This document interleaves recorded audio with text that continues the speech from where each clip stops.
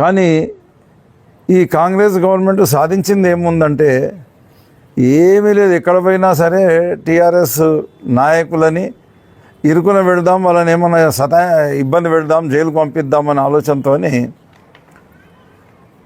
అసత్య ప్రచారాలు చేసుకుంటూ పనికిమాలిన కేసులు కట్టి ఆ ప్రభుత్వం అబాస పాలవుతుంది తప్పించి వాళ్ళు ఏది కొండను తవ్వి ఎలుకను పట్టినట్టు ప్రయత్నం చేస్తున్నారు, ఏది సాధించలేరు. హరీష్ రావు గారి మీద పెట్టిన కేసులు అన్నీ కూడా బోగస్ కేసులే, కేటీఆర్ మీద పెట్టిన కేసులు అన్నీ కూడా బోగస్ కేసులే, అక్కడెక్కడ అవినీతి కూడా లేదు. అట్లనే అన్నీ కాళేశ్వరం కానీ అవన్నీ కూడా బోగసే, ఏది కూడా సరిలేదు. వాళ్ళకు పని చేయ శాతగాక అప్పులని మా మీద దుష్ప్రచారం చేసి మేము సంవత్సరానికి 40,000 కోట్ల అప్పులు మేము చేస్తే ఈరోజు ఒక సంవత్సరం లోపలనే కాంగ్రెస్ ఈ ప్రభుత్వం 1,30,000 కోట్ల వరకు అప్పులు చేసి ఈరోజు మేము చేసిన అప్పులతోనే అసెట్స్ సాధించింది మా గవర్నమెంట్. కేసీఆర్ గారు అసెట్స్ సాధించారంటే ఆస్తులు క్రియేట్ చేసినాం, మేము రోడ్లు వేసినాం, బిల్డింగ్లు కట్టినాం, అట్లనే విద్యుత్ ఇంప్రూవ్ చేసినాం, దవాఖానాలు కట్టించినాం, ఎడ్యుకేషనల్ ఇన్స్టిట్యూషన్స్ కట్టించినాం. అన్ని రంగాల్లో కూడా మేము అభివృద్ధి చేసిన అప్పులతోనే అభివృద్ధి చేసినాం. కానీ ఈ 1,30,000 కోట్ల రూపాయలు చేసి అప్పు చేసి ఎక్కడ నయా పైసా అభివృద్ధి కూడా కనిపిస్తలేదు. కేవలం పబ్లిక్ ప్రతి ఒక్కసారి అబద్ధాలు చెప్పుకుంటూ ముందుకు సాగుతున్న తప్పించి చేసింది ఏం లేదు.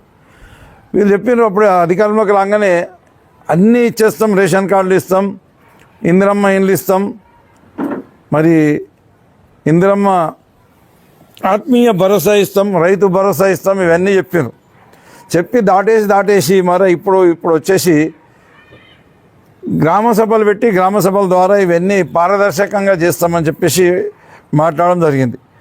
రేషన్ కార్డుల విషయానికి వస్తే అర్హులైన వాళ్ళకి అందరికీ దరఖాస్తు పెట్టుకున్న వాళ్ళకి అందరికీ ప్రతి ఒక్కరికి రేషన్ కార్డు ఇస్తామని చెప్పేసి కాంగ్రెస్ ప్రభుత్వం హామీ ఇచ్చింది. చివరికి ఇప్పుడు జరిగింది ఏంటంటే ప్రజాపాలన దరఖాస్తులు పెట్టుకున్నారు. ప్రజాపాలనే కాకుండా మొన్న కులగణన అని చెప్పేసి కులగణనలో కూడా దరఖాస్తులు పెట్టుకున్నారు.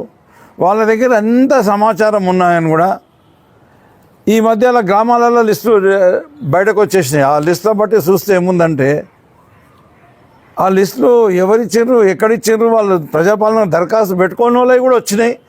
దరఖాస్తులు పెట్టుకున్న వాళ్ళు అందరికీ రాలేవు, ఎలిజిబుల్ ఉన్న వాళ్ళు చాలామంది రాలేవు. అవి ఎక్కడికి వెళ్ళి వచ్చినాయని అడిగితే తహసీల్దారులు మాకు తెలియదు సార్ ఎక్కడికి వెళ్ళి వచ్చినాయి అని చెప్పేసి తహసీల్దారులు మాట్లాడతాం.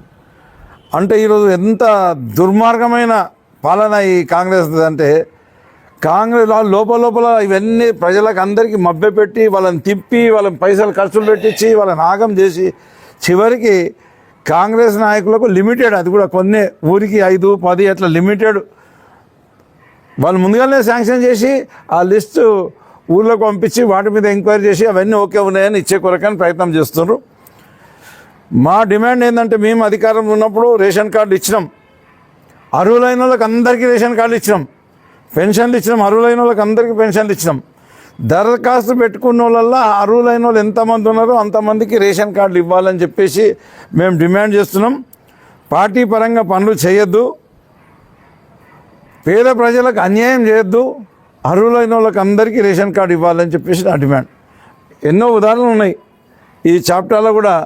రేషన్ కార్డు ఉన్నోనికే రేషన్ కార్డు వచ్చింది, చాన్కన్పల్లిలో కూడా రేషన్ కార్డు ఉన్నోనికి రేషన్ కార్డు వచ్చి, అంటే ఒక్కొక్కరికి 2 రేషన్ కార్డులా, లేనోనికి రేషన్ కార్డు వద్దు, ఉన్నోనికి 2 రేషన్ కార్డులు ఇచ్చి ఈ రకంగా పార్టీ బేసిస్లో దోసుక తినే ప్రయత్నం చేస్తుంది కాంగ్రెస్ పార్టీ. అది మానుకొని ఎలిజిబుల్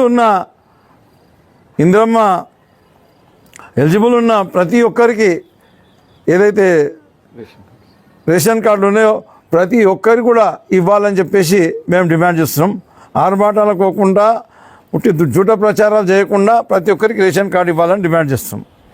అట్లనే రైతు భరోసా విషయానికి వస్తే రైతు భరోసాలో కాంగ్రెస్ పార్టీ మాట్లాడిన మాట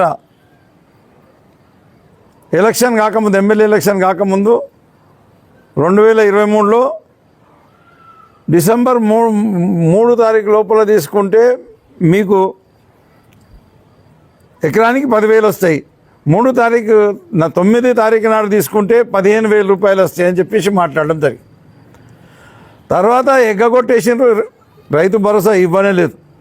ఎంపీ ఎలక్షన్స్ రాగానే అప్పుడు మేము జమ చేసిన పైసలు తీసుకొని వచ్చి ఎంపీ ఎలక్షన్స్లో అది కూడా అందరి రైతులకు ఇవ్వకుండా కొందరు రైతులకు ఇచ్చేసి ఎలక్షన్లో దాటిపోయిన తర్వాత రైతు భరోసాని మళ్ళీ పక్కన పెట్టేశాం. ఇప్పుడు గ్రామ పంచాయతీ elections, municipality elections, MPTC ZPTC elections వస్తున్నాయి కాబట్టి మళ్ళీ ఒక కొత్త నాటకం తెర మీద తీసుకొచ్చారు. 15,000 ఇస్తామన్నోళ్ళు 12,000 అంటుండ్రు. మధ్యాహ్నం ఒక ఖరీఫ్ అయితే బంద్ చేసేసిండ్రు. ఇప్పుడు రబీద్ ఒకటి 6,000 రూపాయలు ప్రతి ఎకరానికి ఇస్తామని చెప్పేసి మాట్లాడుతాం. అయితే 6,000 కూడా ఏదంటే సాగు యోగ్యమైన భూములను పెట్టేసి, అంటే సాగు చేయని భూములు కూడా కొన్ని ఉన్నాయి, మొత్తానికి ఉన్నాయి. మా నారాయణఖేడ్ నియోజకవర్గంలో మనూర్ మండల్ కానీ, నాగిల్గిద్ద మండల్ కానీ, కంగ్టీ మండల్ కానీ, పార్ట్ ఆఫ్ సిర్గాపూర్ మండల్ కానీ, పార్ట్ ఆఫ్ నారాయణఖేడ్ మండల్ కానీ elections, municipality elections, MPTC ZPTC elections వస్తున్నాయి కాబట్టి మళ్ళీ ఒక కొత్త నాటకం తెర మీద తీసుకొచ్చాం. 15,000 ఇస్తామన్నోళ్ళు 12,000 అంటుండ్రు. మధ్యాహ్నం ఒక ఖరీఫ్ అయితే బంద్ చేసేసిండ్రు. ఇప్పుడు రబీద్ ఒకటి 6,000